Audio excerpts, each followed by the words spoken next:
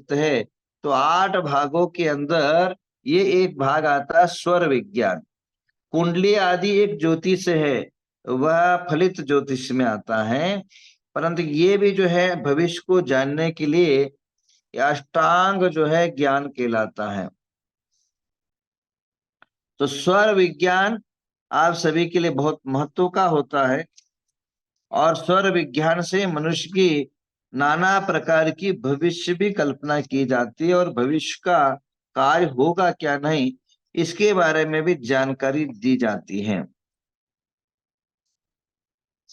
तो आइए, तो आप लोग को करना क्या है, सुबह जब उठे तो सबसे पहले देखिए लिखा है विज्ञान, 8 प्रकार के ज्योतिष को यानी भविष्य को समझने के तरीका है। स्वर, व्यंजन, अंग, भौम, छिन्न, अंतरिक्ष, लक्षण और स्वप्न। तो आपने स्वप्न के विज्ञान के बारे में कभी नहीं सुना होगा, कुछ दिनों के बाद मैं उसके बारे में भी आपको जानकारी दूंगा। और ध्यान रखिए, मैं जब जानकारी देता हूं तो या तो नोट कर लीजिए, नोट करने की जरूरत नहीं है, आजकल तो टेक्निकल बहुत है। तो मेरा जो यूट्यूब है, यूट्यूब का लिंक है तो उसको शेयर कर देंगे आज, आप उसका सब्सक्राइब बन जाइए और ऑटोमेटिकली आपको वो हमेशा आपके पास पड़ा रहेगा, और हमेशा जब भी आपको याद नहीं रहे तो दोबारा आप अपने स्मृति पटल पर याद कर लोगे। तो जो स्वर है, वह स्वर के जो ये भी एक विज्ञान है, ये भी भविष्य को, ये भद्रबाहु संहिता है, उसके अंदर पेज नंबर 19 के अंदर इसकी व्याख्या की गई है, आप उसमें पढ़ लीजिए। अब तो कहने का तात्पर्य यह है, अब जब सोए तो सीधा तरफ के स्वर को कन्वर्ट करे और उसी की तरफ से उठे, और सीधे पैर जो है अपने बिस्तर से पहली बार रखे। यह कार्य जो है एक थोड़ा सा गजीब अजीब लगता है, पर यह मैंने हजारों लोगों को प्रयोग करके देखा है, वो सफल कार्य है। अगर आज एक कोई नए काम में जा रहे हैं, नए गाड़ी खरीद रहे हैं, नए मकान खरीद रहे हैं, नए वस्तु खरीद रहे हैं, अगर यह प्रयोग करते हैं तो वह कार्य यशस्वी होता है, कार्य सफल प्राप्त। और एक तो प्रयोग ये करें, आप अपने जीवन में सफल होने के लिए दूसरा एक प्रयोग करें। नहाने के बाद, नहाने के बाद सूर्य की तरफ मुंह करते हुए ओम ह्रीम नमो सिद्धानम, ओम ह्रीम नमो सिद्धानम हर संडे को 6 माला जाप करें सूर्योदय के टाइम पर।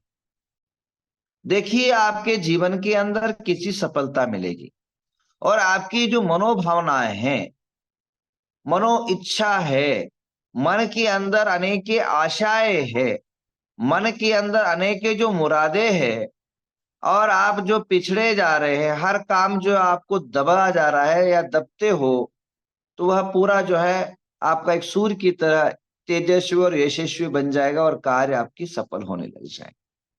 एक कार्य, तीसरा कार्य आपको सफल बनाने के लिए, जीवन की सफल बनाने के लिए, यह एक और एक कार्य कर रहा आपको बता रहा हूं। आप संध्या के समय, ये देखिए यूट्यूब का लिंक है, इस यूट्यूब के लिंक पर आप सब्सक्राइब बन जाइए। हाँ, तो अब जो है ध्यान रखिए, आप सफल बनने के लिए सबसे बड़ा एक कार्य करें, और एक तीसरा, संध्या के टाइम पर एक दीप जलाई। सुबह के टाइम पर जापे बताया, और शाम के टाइम का एक प्रयोग बता रहा हूं। एक दीप जलाइए, और उस दीप के घी के अंदर कपूर, लवंग का चूरा डालें घी के अंदर, और दीप लगा लीजिए। दीप लगाने के बाद पूर्व दिशा की तरफ मुंह कर करके भगवान पद्मपुर का चालीसा करे और दिन भर में चौथा एक प्रयोग, दिन भर में क्रीम कलर का या चॉकलेटी कलर का या लाल कलर का वस्त्र जरूर अपने अंग पर धारण करें।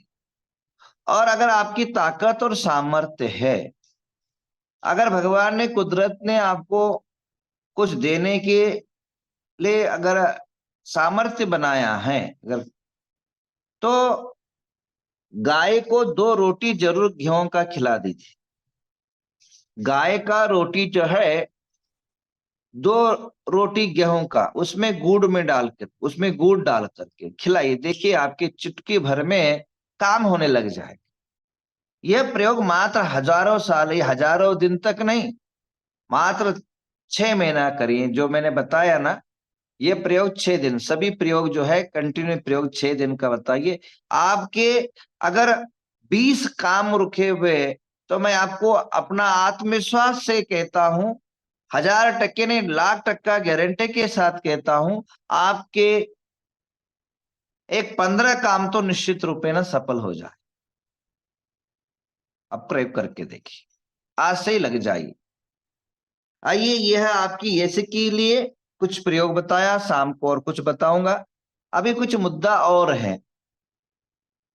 मुझे सुबह सुबह एक एसएमएस आया, महाराष्ट्र के एक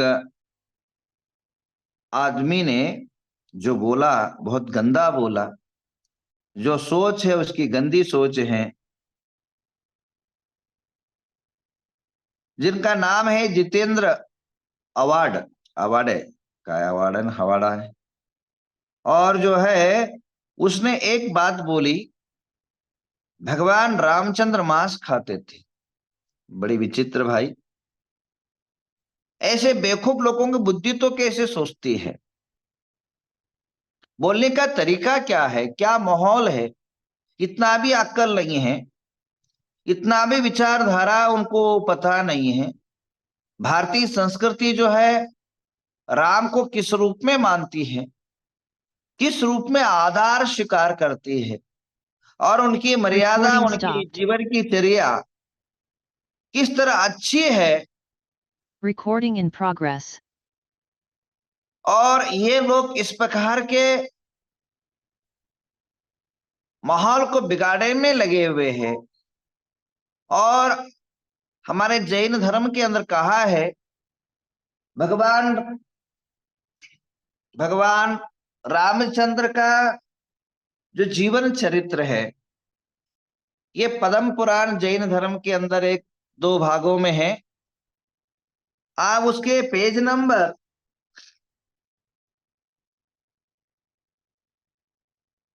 125, भगवान रामचंद्र क्या करते थे वन के अंदर, वनों के अंदर किस प्रकार के विचरण करते थे और क्या खाते थे, इसके बारे में बहुत सुंदर बात कही है।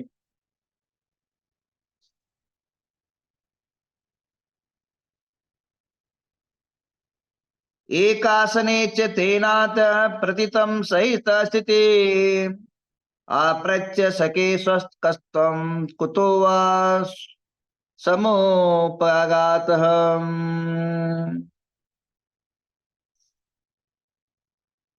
सोवाच प्रयोग्न में ज्येष्ठा दुखेन तिष्ठते तावन्न तस्याम कथितिम ततः तत्त साधो न सूर्य उपदंश दत्तम अपमं धनबांधव व्यंजनानि च पयोदधि पक्कानानि विचित्राणि शर्करा खंड मोदका। क्या कह रहे? शर्करा खंड मोदका शुल्कल्यो दर्तपूर्ण परे गूढ़पूर्णिका वस्त्रालंकार समालानि लेपन प्रभृति च अप्रमाण चित्राण्य हस्तमार्जनी च। भगवान रामचंद्र जो है वन के अंदर विहार करते समय एक जगह लिख रहे हैं आचार्य, लक्ष्मण ने कहा मेरे योग से मेरे बड़े भाई बहुत दुखी है होंगे, इसलिए मैं कहीं गए थे और वहां रुके थे। लक्ष्मण जो है पीछे पीछे रह गए थे वनवास के अंदर कुछ जगह। उस समय वो राजकुमार कोई लोग मिलने आए थे, उस टाइम राजकुमार से संवाद है, राजकुमारों के साथ संवाद है, मेरे बड़े भाई मेरे को न देखने से दुखी हो जाएंगे, इसलिए मुझे जल्दी जाना है। मैं उनके पास भोजन ले जाता हूँ।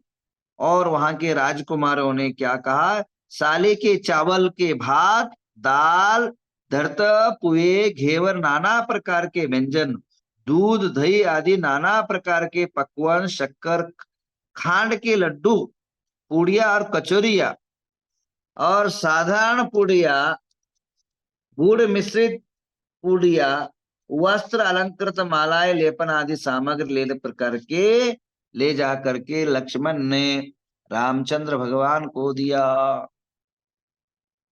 ये जैन धर्म का कथन है। और भी कहते हैं,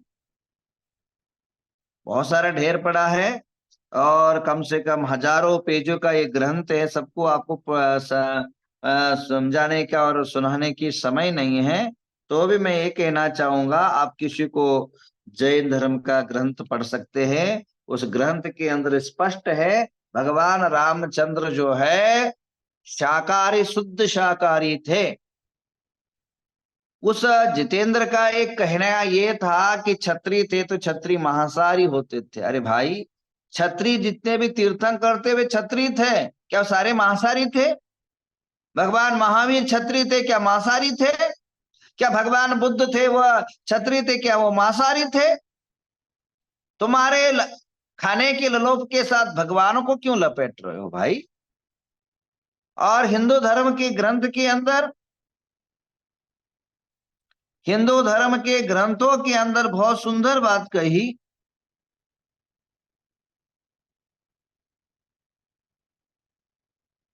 उनका भी सुना देता हूं। जो वाल्मीकि की हिंदू ग्रंथ में एक पद्म पुराण ग्रंथ है, वहां भी क्या कहते हैं, रामचंद्र का जीवन के बारे में कहते हैं, न मासम रागो भुक्ते कते चैव मधुसेवते, न न चैव मधुसेवते, वन्य सुवितम नित्यम भक्ति सती पंचमम। हे माता, आप तो जानती कि कोई भी रघुवंश न तो मांस खाता है, न ही मदिरा पीता है। ठीक इसी प्रकार प्रभु राम चारों समय उपवास करके 5 समय जंगली फल फूल खाते हैं, अपने जीवन को गुजारते हैं। वाल्मीकि रामायण के अंदर लिखते हैं, फल फूल मुलासनो दांतो तापसो ब्रह्मचारिणो पुत्रो दशरथ अस्पादो भ्रांतो राम लक्ष्मणो। फल और मूल ही जिनका भोजन है, वे जितेंद्रिय है, तपस्वी है, ब्रह्मचारी है, दोनों राजा दशरथ के पुत्र है। राम लक्ष्मण आपस में भाई भाई है, उनके नाम राम और लक्ष्मण हैं। तो कहने का तात्पर्य यह है, और भी लिखते हैं, आर्यपुत्रो रामासो मृगो हरति मनः, आर्यानो महीबाई क्रीड़ा न भविष्यति। आर्यपुत्र मृग बड़ा बड़ सुंदर है। अब क्या है, कई लोग क्या बोलते हैं, कई लोगों की विचारधारा ऐसा है कि अगर वह मांसाहारी नहीं करते थे तो मृग को क्यों मारने गए? अरे भाई, मृग को मारने नहीं गए थे, और मृग को पकड़ने गए थे। और मृग को क्यों पकड़ने गए थे, ये बताइए। वही जो है वाल्मीकि रामायण में लिखते हैं, आर्य पुत्रो भी रामो मृगो हाराति में मनः, आर्यन महाभाये क्रीड़ापि न भविष्यति। हे आर्यपुत्र, सीता सीता जो है रामचंद्र से कहती है, हे आर्यपुत्र, ये मृग बड़ा सुंदर है, इसने मेरे मन को हर लिया है। महाबलो, इसे आइए, लाइए, और हम इसको ले जा करके अपने घर के अंदर रखेंगे, और अपने राज वैभव में रख करके मन बहलाने के लिए काम आएगा। तो कहने का तात्पर्य ये है, वे क्या कह रही है कि आगे लिखती है, सप्तमनवासानाम राजम च न पुनः अंतरपुरो विभूषणो मृगो एशो भविष्यति। जब हमारे वनवास की अवधि पूर्ण हो जाएगी तब हम इस मृग को ले जा करके उस समय मृग की हम अंतरपुर में रखेंगे और अंतरपुर की शोभा बढ़ेगा। तो जो उनका कहने का तात्पर्य, सीता माता का कहने का तात्पर्य ये था कि इस मृग को पकड़ करके, इसको मृग को पकड़ करके जो है हम अपने अयोध्या में ले जाएंगे और अयोध्या में ले जा करके रखेंगे। और रखने के बाद जो है उस मृग की जो है हम रखवाली करेंगे और जिससे हमारी मन बहलेगा, अंतरपुर की शोभा बढ़ेगी। कितनी उच्च बात है। और लोग जो है मतिर मतिर मतिर भुंडा, हाँ, अनेकों प्रकार के जो है अपनी अपनी मन की बातें बोलते हैं।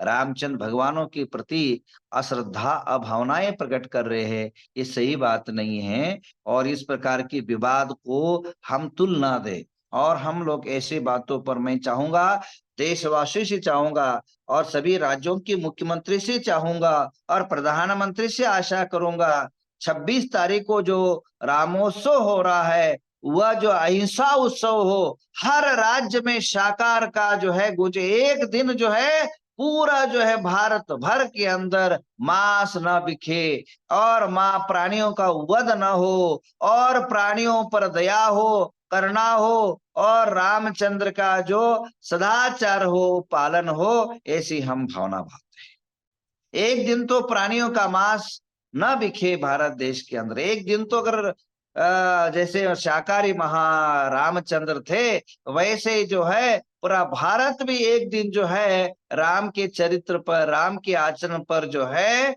आचरण करे, ऐसी हम भावना भाते हैं। और मैं कहना चाहूंगा जितने भी लोग मेरे को सुन रहे हैं, चाहे टीवी के माध्यम से हो, यूट्यूब के माध्यम से हो, वे लोग भी अपने लेटर जो है देश को लिखे कि एक दिन राम मांसाहार बंद हो। वो जब 26 तारीख को भगवान रामचंद्र का प्रतिष्ठापना हो तो देश में जो है शाकाहार का उत्सव हो, यह हम भावना भाते हैं।